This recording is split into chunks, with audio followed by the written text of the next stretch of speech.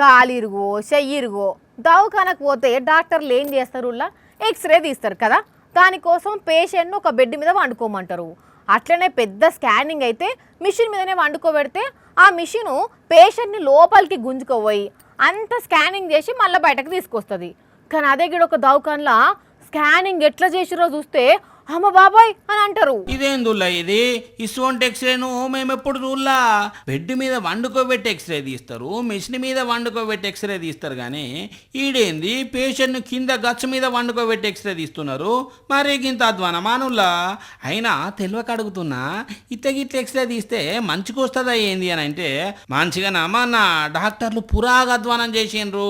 మరి పేషెంట్ను బెడ్ మీదకి ఎవరు లేవడతారు అనుకున్నారో ఏందో కానీ స్ట్రెచర్ మీద తీసుకొస్తే ఆ స్ట్రెచర్ మీద వండుకొని ఉన్న పేషెంట్కు అట్లనే ఎక్స్రే తీసిర్రు. ఇది ఉత్తరప్రదేశ్ రాష్ట్రం బిజ్నోర్లో ఉన్న దవాఖానా.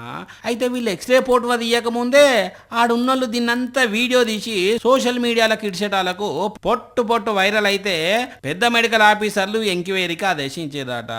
మరక్కడ ఏమైందో ఏమో తెలియదు కానీ మరీ పేషెంట్ని గిట్లా చూస్తారా అనుల్లా డాక్టర్లు అయ్యుండి చెప్పోని.